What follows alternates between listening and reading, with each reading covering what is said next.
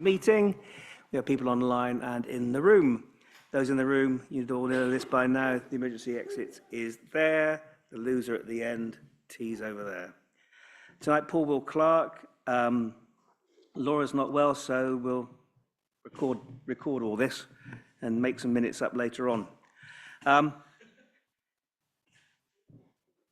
Sarah's looking after the IT. Jane's milling about doing something, and she's finding our voting cards, I think, yeah. So the meeting will be recorded and posted on our YouTube channel. If any councillors are attending via Zoom, I don't know if any are, but please use the yellow hand and everybody else ask your questions through the Q&A board. Okay, apologies for absence. Paul, have we received any? We've received some from Ben. Okay, evidently we have received from Ben Stills. Okay. Steve proposed that we accept that. Nick seconds that. Vote, please. Unanimous. Right. Do any councillors have a declaration of interest this evening? No. And have you all seen the minutes?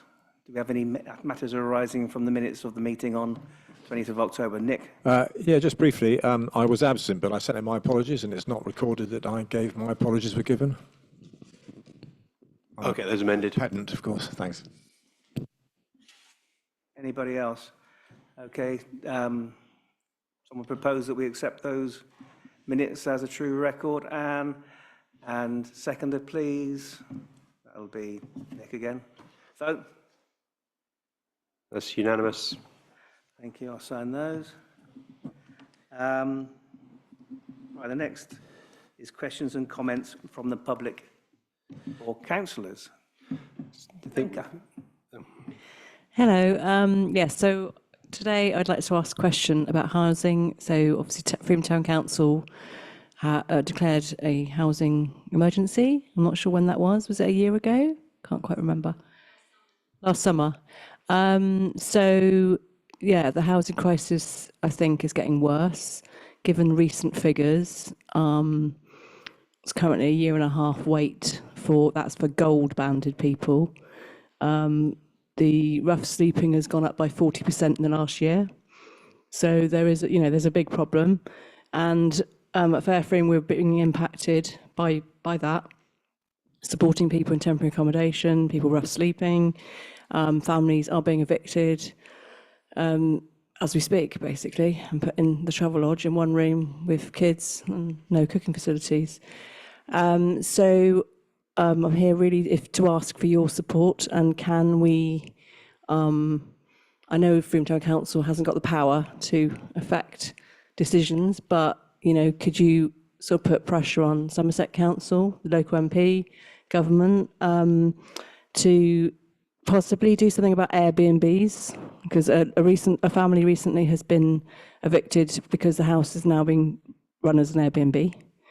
So is there, other places have done this where they've been able to cap the number of Airbnbs in a town. So, possibly that, and also those sort of local connections, people buying properties. So that's my question, really. Thank you, Lenka. Does anybody want to comment on what the issues Lenka's raised, Anne? Well, yeah, I was in the same meeting where Dave Stockley brought up this, the horrendous wait. And as Lenka said, when someone is in the gold band, they go into the travel lodge out of Beckington with no cooking facilities, but they are only legally allowed to stay there for 6 weeks. And then after that, they go out to the Haven Holiday Park or Pontins or Butlins, miles away from Frome and any support network that they've built up in the town. And it's just horrendous. It's awful. Yes, Steve? Yeah, I can't really comment on the Airbnb thing, Lenka. All I would say is on the planning side, we are sort of actively pushing, even though it's not in our neighbourhood plan at the moment, to get sort of 40% affordable housing for developments. I mean, unfortunately, the way the system is, it takes years to go through the system. You sort of hope the government was going to do something when they came into power, but they just seem to be putting housing targets, which, from my perspective, are pretty meaningless, really, because there's not the right type of housing that's being built. But yeah, we will keep on it for, pushing as hard as we can the various people on that. I mean, interesting to hear what you say about Airbnb. It's something we can look at too as well.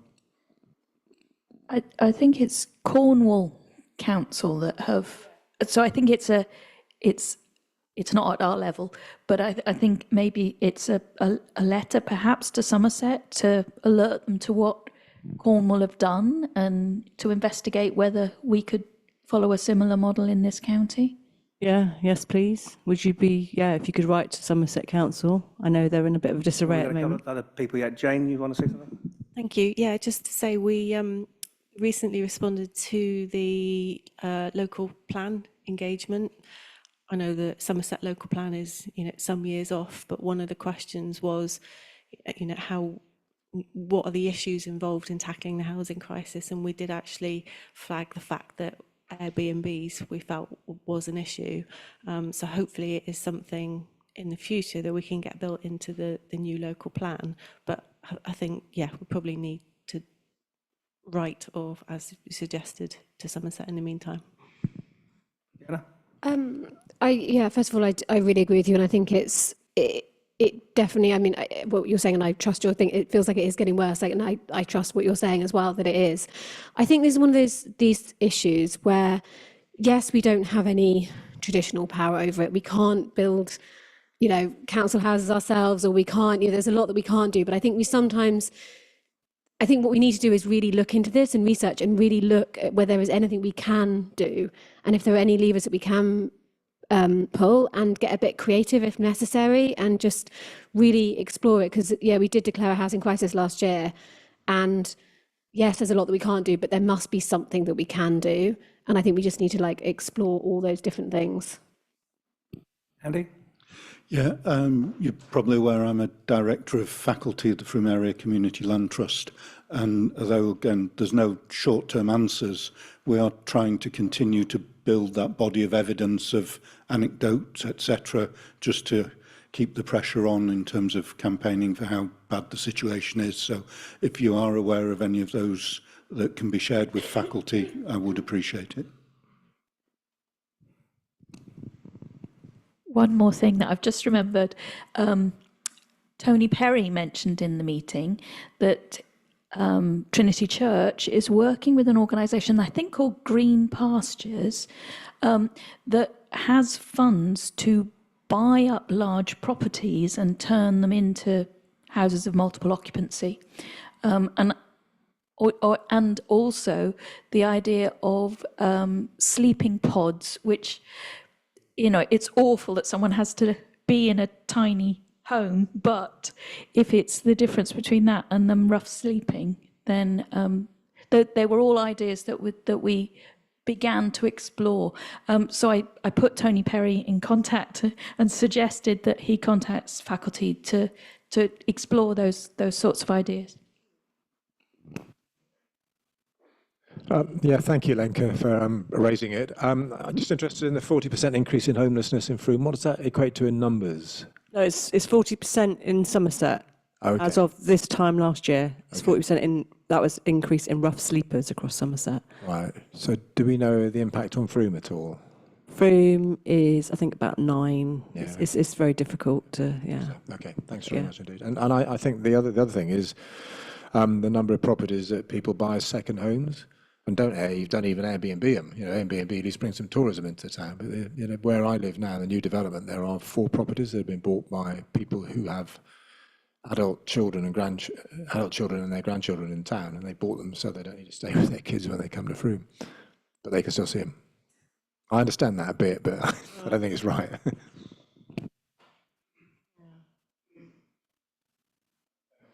The meeting you went to today?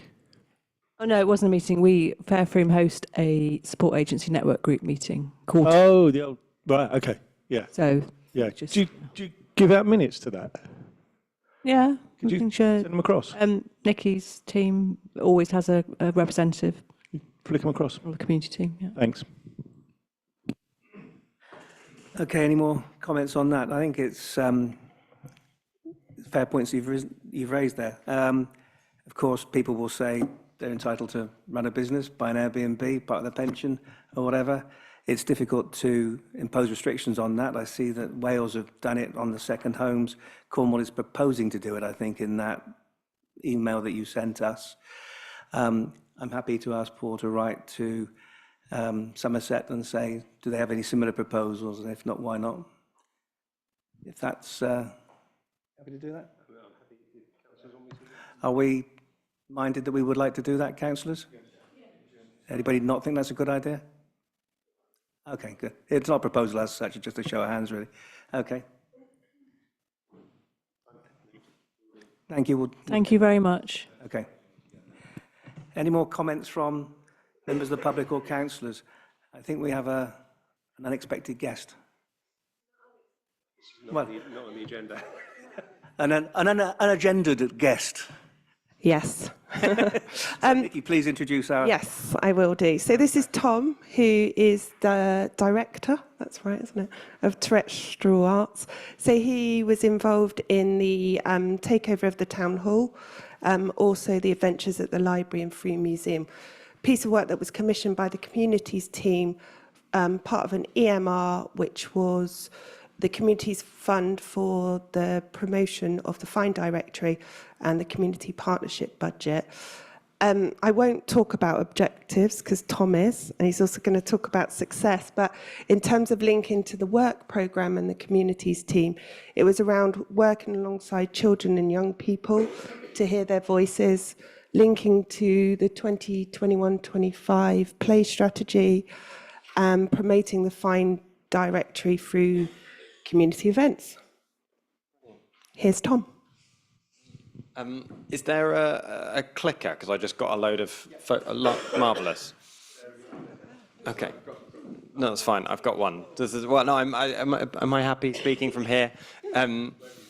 Great. I just wanted to thank you so much for having me here to speak. I was just conscious that we'd done this little flurry of public events and, you know, as a moment of good cheer on a cold evening, thought I would just mainly share a bunch of photos so you can sort of get a little bit of sense of this work that we've been doing. If I click this, will it happen? There we go. Here's us. So for anyone not aware of Terrestrial, we are a community arts organisation based here in Frome. And the way that I normally describe that work is we're a little bit like a matchmaking service between on-the-ground community groups, be that a school, a local charity, a gardening club, a support network, and then a set of inspiring local, regional, national, international artists. That happens in a whole bunch of different ways, often over a long period of time. And we began a conversation with the communities team about how we could sort of meet a bunch of Frome's objectives with a set of local events, particularly aimed at getting families into places that they don't normally attend or don't feel welcome to attend. So we received £9,000, and from that, our goals were to work with the council and local partners to bring into families that they might not normally use, to create fun, playful events. That's particularly around the play strategy. And we talked a lot about the fact that those events so far have often been outside, park-based stuff. And we wanted to try bringing people into civic buildings and see what that offer was and transform the way that families and young people saw places like this building, to forge connections with community groups, and to promote the Fine Service. So that's what we're setting out to do. That became sort of 3 large events with a bunch of wraparound activity. First one, Adventures at the Museum. As you might all well know, the museum is a wonderful local sort of treasure trove of things, but had quite low levels of engagement with young people. We created a sort of Doctor Who style time traveling adventure where over the course of the day, a group of professional actors and various things brought to life lots of exhibits, and young people had to get transported through various parts of Froom's history. They had to go back to the 1860s and get a blacksmith's nail. They had to go to the first Garston Longleat vets. They had to go back to Roman Britain. More than 50% of the 200 people there that day had never stepped foot in the museum before. Subsequently, not only have the museum set up their own permanent little children's trail, they've already started doing new workshops with Vallis School, welcoming and changing the way that they run all of their programs with schools. We've got some lovely feedback which you can share, and there's a whole load more of this on our website as well. All of the young people had to find artifacts from Froom's history, correct this timeline, and that would save the Froome time agents from being trapped in their sort of space vortex. You know, just what you would get on a normal Sunday afternoon in the summer holidays. It spread out into the marketplace where they were making their own Froome hoard. Okay, the second one of these events happened at the library, probably the place of the three that has most of a relationship with young people already. But when we spoke to library staff, there was a real feeling that there was a drop-off in use from families about midway through first school, where there was a lot of early years, lots of people going in with toddlers and then stopping coming. So we tried to make a set of events that would energize that space and get away from the idea of the library as a shh kind of place. We made a treasure hunt where young people had to go and use the microfilm. They had to ask library advice, nestle into old maps, find out about all the history of the town in order to solve tasks. There was embroidery, crafting, paper aeroplane races, storytelling performances. Who's that guy? And then, you know, mass takeoffs with a bunch of kind of Longleat air show inspired aeronauts spectating on the children's designs. And I'm going to talk a little bit about some of the impact of that project in a moment, but you know, as you can see, we were reaching that goal of bringing in older kids, and there was a lot of find materials out over the course of that time, lots of families picking up those materials and finding out about other services while they were there. I do a lot of work in schools as a storyteller. That's one of my hats with Terrestrial. It was really nice to connect with those things, and a lot of the workshops that have been tested in Trinity and Vallis and St John's were sort of coming in and taking those ideas forward. And the third of these events happened right here, and we threw open the doors. As Andy well knows, he had to sign over the power of Froome to young people for the day. They then got to make up their own rules. We filled next door with music, with young people creating their own songs. We felt that is what room 1 looked like for the course of that day. And yes, it all came out. It all came out. That got redone 4 times over the course of the day. That's where we were. This is what this room looked like. We made Froome out in the future out of cardboard, complete with hot air balloons and all of the things that people wanted from the town. And young people got to make their own rules for the town and share them. There's probably a whole nother feedback session around what young people's rules for the town were, but I can tell you that there was a lot of stuff around, can we cancel school? But then really seriously, there was some brilliant suggestions about local mental health support for young people. There was rules about wanting plants in every room in Froome. There was particular stuff around fears and how we can help young people tackle fears. The idea of indoor run-around spaces in winter that aren't just about being warm, they're about being able to have that freedom. And there was a real sense, older young people talked about lockdown and talked about these little moments when everyone did something together. That whole clap for carers moment where we all got... And that became a real theme over the course of the day, where they would say, at 11:59, every adult must stick their head out of a window and shout, bum. And watching the power of all the adults in this building have to do that, and that might have been silly, but it was something really deeply important there that says we can do this thing together. So yes, I will happily share some more of the rules that came out of that. But there was some brilliant feedback, particularly around how people saw this building and how their children saw this building in response to this. Some of these quotes here now that my children will now always see this place as friendly. And I don't think that people would necessarily have associated this room with that before. You might have seen there were quotes in the press of parents saying how I'm proud of my council for letting this sort of chaos happen. And here we go. So yes, what a special, generous event for children and families to have fun and be in our community. So that's what we did. So to return to our initial aims, we brought in £9,000 from Frome Town Council. That enabled us to get £41,000 from the Arts Council. That £50,000 combined enables a series of storytelling workshops in multiple first and middle schools in Frome that's ongoing. A collaboration that we've just begun with the Campfire Club that Super Roots run up on the Mount. That's a project that will run all through winter. We've been running craft workshops in one of the groups that came out of Active and In Touch. We're just beginning a dance project with the women's football team. We're there, in fact, as we speak, they're at the training session with dancers running the workshop in the warm-ups for the football team. We're working with the Welcome Hub to run monthly gatherings by the fire. And some of that funding allows us to provide tailored, bespoke support for any artist in Frome that wants to run community projects. We can help them access funding, we can advise on their safeguarding, we can sort of be there because of that. And then I had to add an extra slide, because this got added after that. That work we did in the library has now enabled us to bring in £20,000 from Somerset Community Foundation to run a series of projects in Somerset libraries across this winter. So essentially that £9,000 has equated to £60,000 worth of value in Frome for community arts projects. And those adventures events that we've shared, that programme of ambitious events, and a collaboration with the library service.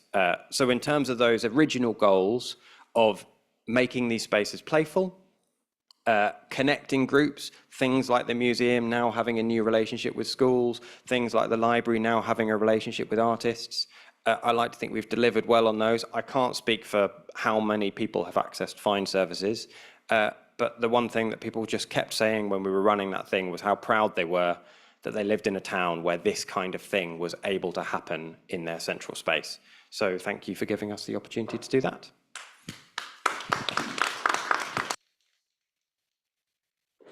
Thank you very much. Are there any questions about that presentation? No, thank you for coming. And oh, hang on. Go on, Andy. To follow up on one thing, because you mentioned that there were a lot of really creative rules that came through.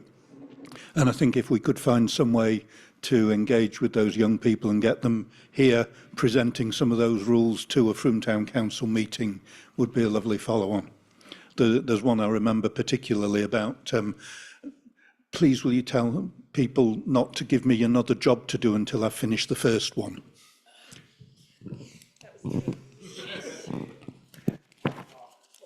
Yes. Yeah, I'd just like to say I did turn up to the one here in the town hall. I think it wasn't the 11 and 12 o'clock one, but there was something else going on in the afternoon, which I ran off about 2 minutes before I had to stick my head out the window or something.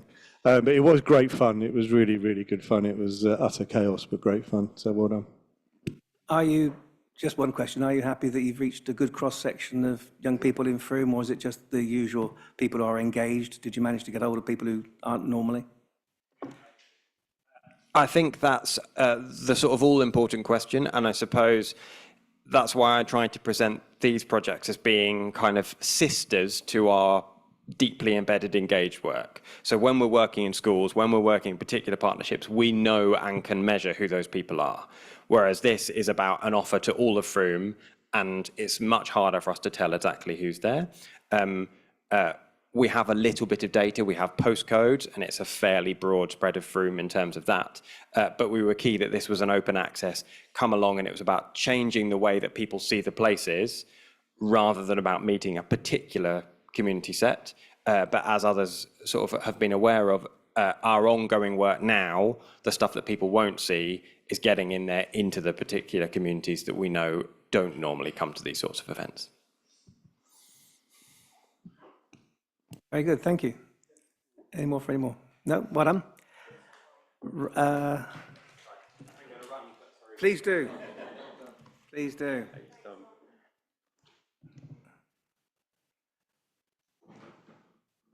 Talking of running, the next bit falls to Rob to, yeah. Rob is excused standing, and we'll do it from a Rees-Mogg position. So, How do I make this?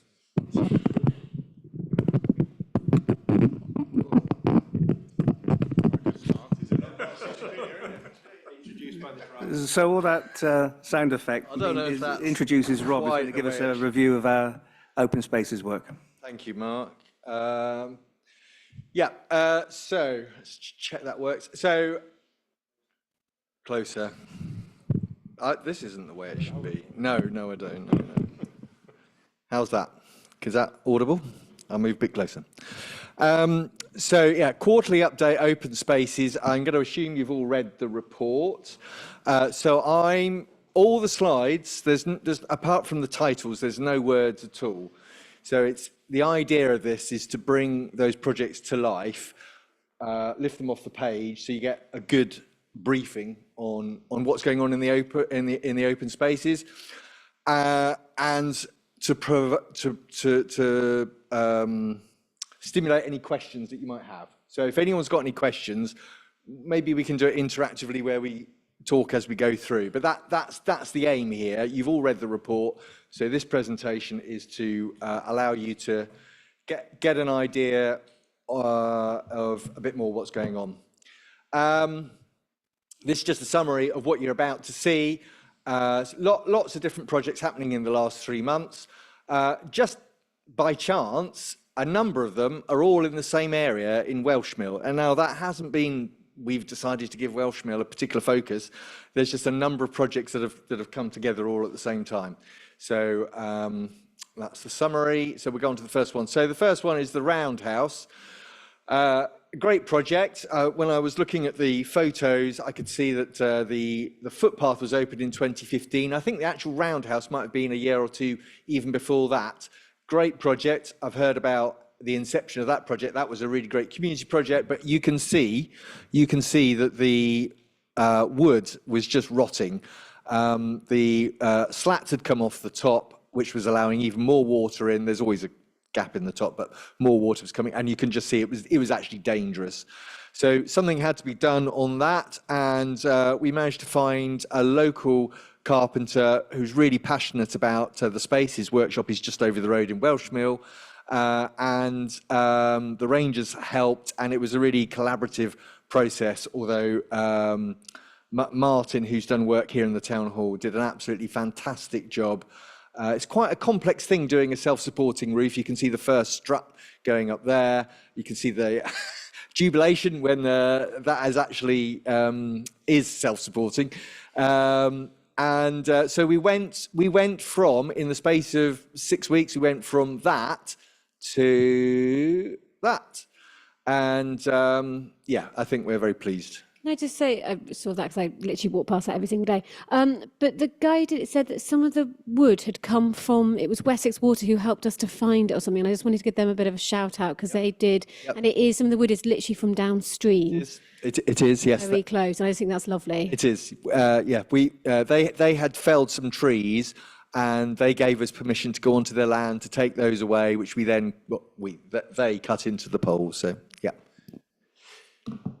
So thank you, Frome Town Council, for funding that. That was a lot of money went into that, but you can see, can I do the pointy thing? Yeah, look, down here, can you see that the posts are actually off the ground so they won't rot? So, and the roof timbers are really thick and they're on solid, so they'll be much harder to rip off if anyone's inclined. The whole thing should last a lot longer. And we thought that roof could be a good project for a sedum roof, possibly. So we can consider whether we want to do that in due course. But it might be quite a nice flagship for what a green roof could look like. So that's been a fantastic project and just finished. And thank you, Andy, for doing a speech, and Frogs were there, and yeah, a lot of different community groups were there, and that was a great occasion. Right, just quickly, there was a wall that had collapsed above Welsh Mill Play area, very dangerous. It's not our wall. The boundary is very clear. That's Somerset's wall. So they've actually funded the works. We nurtured the project along by getting quotes and facilitating the project starting. But that is now done, so that is now repaired. So that's just an example of something that's happened. This is a project from the Environment Agency. This is not our project. They did consult us. They did do a pre-app with Somerset Council, and they did do all the environmental impact assessments. They worked with us on the trees that were removed to do a mitigation planting plan so that more trees were planted. Actually having gaps where the sun hits the river is good for river habitat. We're doing that over in Rodden Meadow. But this was their project. They have a statutory duty to ensure that the river flows through Frome. We're very lucky. We don't have to do that. They do. And it's particularly important near a weir. They did have 11 projects, and that was slimmed down to just 4 projects, and Frome was chosen as one of them. So that's how important it is for them. There was an incident where sadly an operative died where they tried to get into the water where it was slippery. So was that local? No, that wasn't local, that was national. But the project's now finished. It obviously looks quite stark at the moment. It will soften as the vegetation grows. But I know that's generated a little bit of interest in the public. So it is now done. They are literally pulling out. I think it's a couple more days when they're finally left and the footpath can reopen. So a lot of work. You can see the roundhouse in the background. A lot of work in that one space. So thank you to the public for bearing with us as the access was a bit squished. Rob, what's the sort of public access level to that facility? I mean, obviously they're not going to be allowed to go right down to the front, I wouldn't imagine. But... that's right. You're quite right, Andy. There's a chain. Let me put my glasses on. You can get down to here. You can get down to here. But you can't officially get onto there. Yeah, it's very sturdily constructed. There have been a number of benefits to the other side from them having done this work. One is that the path here, you can see here, that is now with Hoggin type stone, which compacts really nicely, and they've done that all the way through to the entrance. So that's going to be a really lovely path. They've also installed gabions. Those are the baskets with the stones in further along the riverbank to make the riverbank even more secure. So a lot of improvement works that we'll all benefit from have happened. So I'm happy to answer any questions if there are any, or we'll just, yes, go. Sarah mentioned on Yes.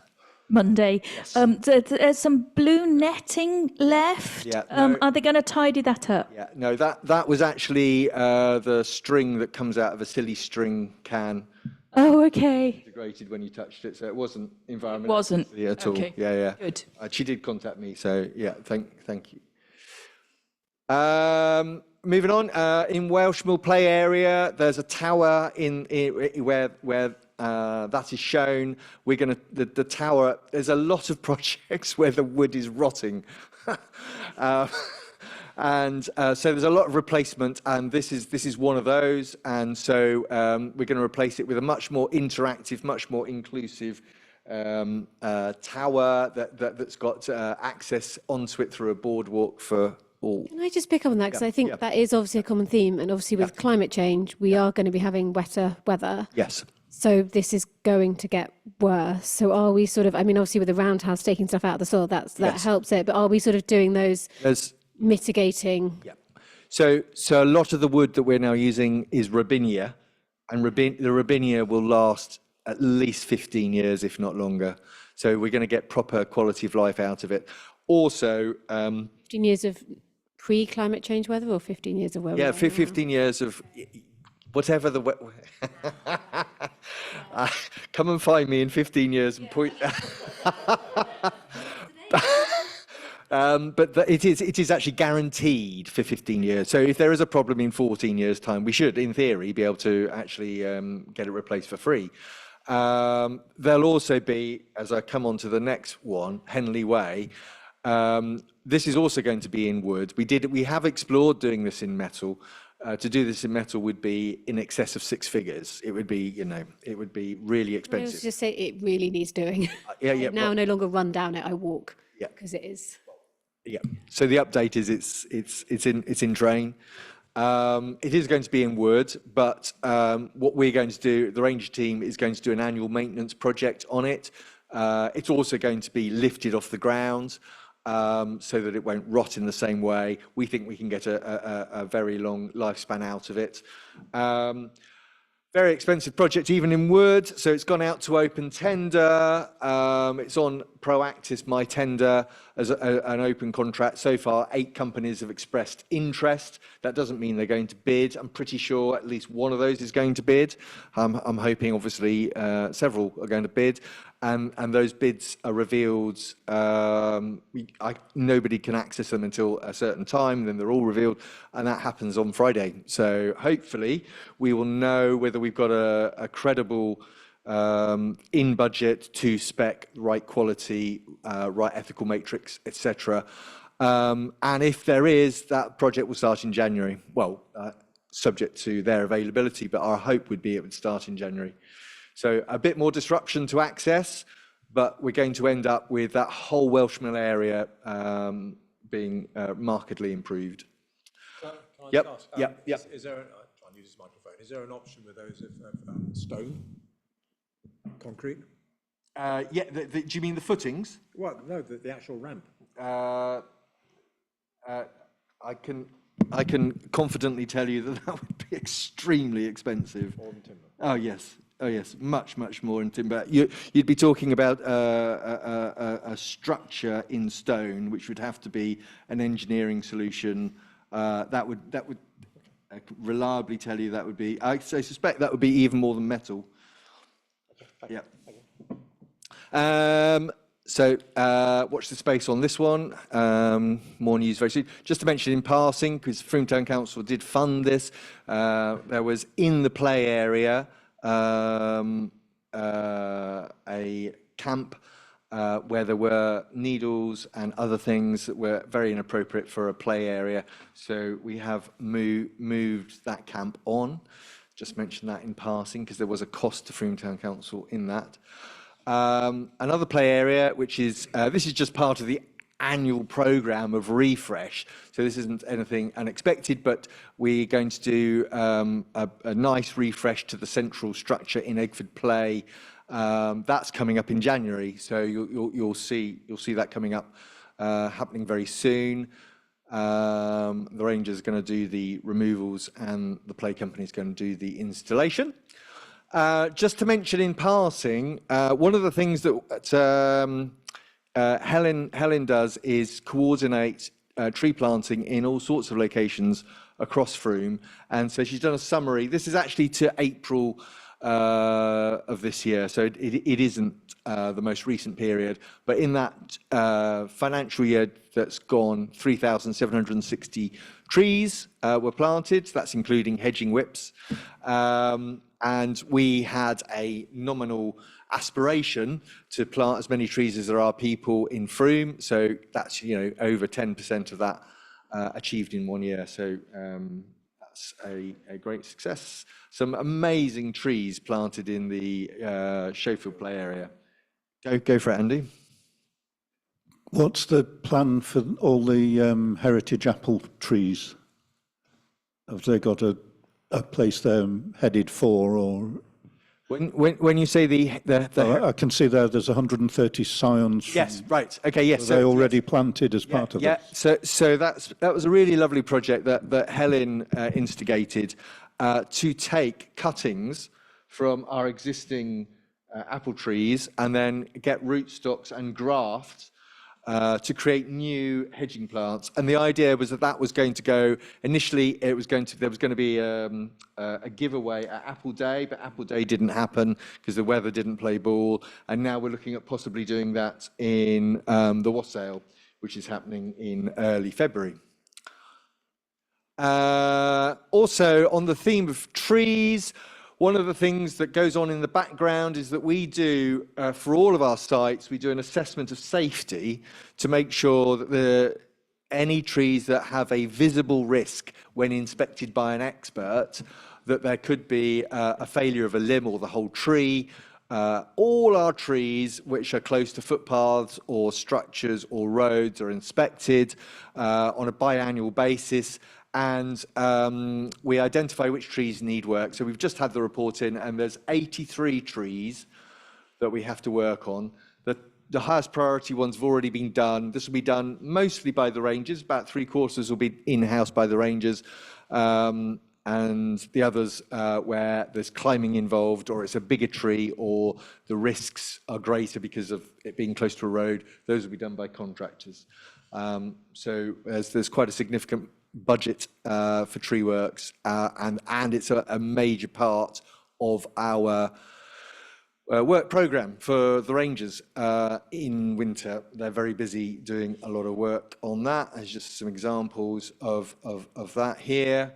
And I'll just point out that hedging right now is a really busy task for us, cutting all the hedges that we're responsible for. Nearly all of those are done in-house, and that is actually probably takes more time than trees. But I just point out that safety thing that happens in the background that not everyone would be aware of.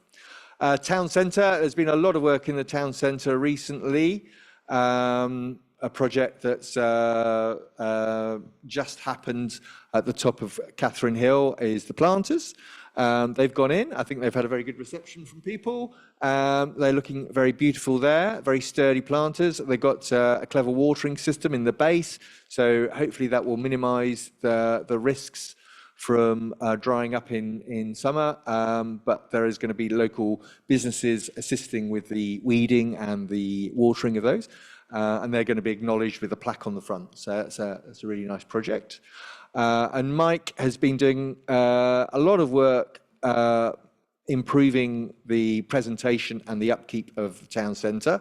So I'm just going to share, what happens. So this is before and after, and you can see what a huge difference. It's not glamorous work. It does hugely lift how the town centre is presented, and he does this box by box by box. It takes a long time, and I think he does it absolutely brilliantly. And the problem is, of course, that that can be looked upon as a blank canvas to go back the other way. So you can't get to the moment where everything is done and declare it finished, because yes, it is a little bit of that. But if you didn't do it, you would end up with the before and you would never get to the after. So street sweeping, that's another thing that Mike is doing a lot of. And just to say that we are looking actively at weed management in the town centre. And the next oversight in January, we're going to be presenting some information about options for weed management. But here's some examples of what Mike is doing at the moment. He manually goes in. You can just see the machine on the right-hand side, and removes all the vegetation. So here by the Black Swan Cafe, River House Cafe. Great job on Zion Park recently. Thank you. Here. Literally about to start, and I came back an hour later, and it was Brilliant. And actually, I'm just going to zoom in on this photo here, because what you can see, here's the before, here's the after. Now, the actual work of clearing the path is actually the quick bit. What then happens is you're left with all of this, and at the moment, I say we, obviously, Mike is the hero here, sweeps and bags that. And on Zion Path, it was 20 minutes to clear and 2 hours to bag up. So when we come to January's oversight, we're going to talk a bit about ways that can be improved. Could you I was just going to say, could you not enlist the hoedown group? The hoedown group have made a big difference in the locations where they work, but they cover the whole of Frome, and it's a real challenge to get a consistent level of clearance across the whole of Frome. Yeah, because they were doing Portway again this week. They do a great job, but it's a big job. It's just not viable for that one organisation to do the whole of Frome. However, on the principle of communities doing more to their local area, I think it is an aspiration that the town centre group very much wants in the town itself for local businesses to take more of an active role. But it's a fantastic project, the hoedown. It's just in terms of delivering a particular standard of getting everywhere clear. It's very challenging to do that. So more on this in January. We've put a lot of work into reviewing all the options, so I anticipate there being quite a lot of discussion. Sorry. So their new lights went up this Christmas. So the tree had a makeover last year, and this year we've put up these new cross street lights. All of the lights are new because the older ones were starting to fail. They'd been there for a long time as well. So it's had a refresh. And also that particular one there, Mark, that's a completely new installation. There wasn't even a cross street light there last year. So that's had a makeover. I'm just going to mention in passing CCTV because Frome Town Council is taking on the funding of the CCTV here in Frome. So we don't have access to the images. Only the police have access through the Somerset Council monitoring service. But there are 10 cameras that we now fund. And so we are involved with the maintenance of those. And if we have thoughts about resiting them, that is something that we have agency in that we didn't before. It is very expensive to recite them, but we're in the game, as it were, in terms of how these operate. There are 10 on 8 different structures, poles around town. That's where they are. And there's also 3 in Mary Bailey Victoria Park. They're on a different system, but we now have quite a good handle on how this all works. We're talking with the police about the access to those images. There have been challenges where we've identified an incident and we've been told we can't access the images because the time it takes, unless you narrow it right down, is very difficult. So we've been talking with the monitoring team on this, and we hope to get a better level of service. They all go through to a control centre in Bridgewater. There's 370. Taunton has about 120. Bridgewater has about 120. We only have 10. And they're monitored, and yeah. So we're getting a handle on all of that. So I'm just sharing the details of that because it's funded by Frome Town Council now. The land at Adderwell, we voted in council. Yeah, you voted in council to purchase this land with the help of the local community. And just to say that the project, the crowdsourcing project, is now live. The target is 25,000. It's already nearing the first 1,000, and it's only been live for a couple of days. So watch this space, but looking very promising. Broadway Community Gardens, just to say there's an access at the Broadway entrance, and we're just about to do a makeover to that. There's some horrible pieces of iron sticking up that we're going to remove. We're going to just make it a bit easier with the vegetation and put a finger post in. And this sign at one end will be replicated, so at both ends there's going to be a sign welcoming people to the path. That's that. Oh, a lovely project, just to mention in passing.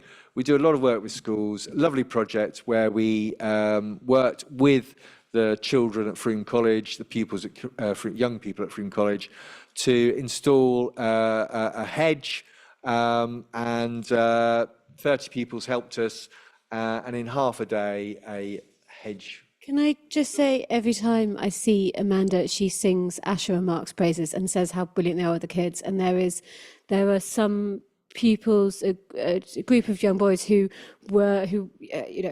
difficult sometimes, and they were involved in this project and got stuck in, covered in mud, had an absolutely brilliant day. And she said it was like the most she'd seen them like engaged in a really long time. And so every time I see Amanda, she sings their praises and says how wonderful they are. Fiona, that's very nice feedback to hear. It's not just about the hedges, it's also about the impact they're having on, especially Asher as a woman ranger as well, I think makes a real difference. I think it works on many levels, and there's very good feedback from the rangers themselves.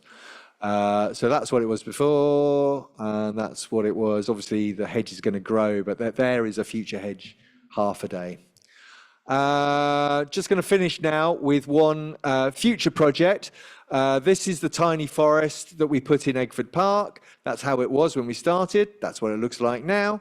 There's a lot of citizen science that goes on, and 3 schools, Critchell, Oakfield, Trinity, have expressed an interest in doing a joint project, and we've identified a possible site on Oakfield's land, and Oakfield School's really keen to do this. And if we did this, those 3 schools, but there could be crossover benefits from teaching, mentoring by Frome College's older pupils, going in and assisting.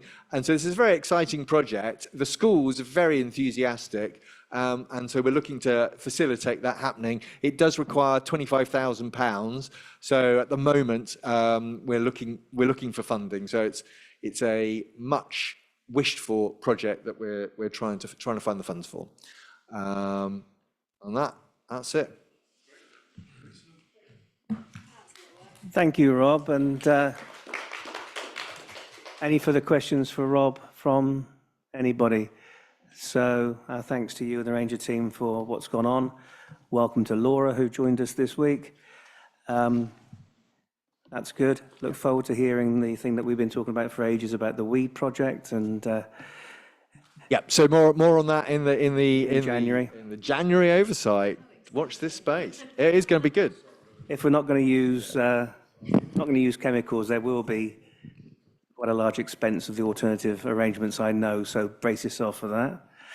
Very good heads up. Thank you, Mark. And I commend everyone to have a look at the Adderwell Water Meadow project video. It gets really good at 40 seconds in. Yeah. And now to... In Laura's absence, Laura. as Laura would say, she's not well tonight, but she would say you've seen the papers. Any questions? It's the staff handbook revision, which happens annually. Any questions? Andy? Yeah, I've read through all the appendices in full, as you might expect. Incredible. One thing that struck me is that there's no mention, particularly I think during the grievance procedure one, but I didn't remember seeing it in the others, of those meetings actually being minuted and recorded. Okay, well, and I think that should be mentioned. Thank you. Agreed. Andy, the point you're making that the meeting should be minuted, just to be clear, that's the point you're making. I mean, obviously not public minuted, but there should at least be a record made in case it's needed for further escalation. Any more on this topic? So we have a decision on this one, I think, don't we? Wouldn't expect, I haven't actually read them in full, so I'm not going to vote. Can we have, well, there's the recommendation. I'll propose that, and that we take them both together. So Anne seconded. That's majority. Because they're all good.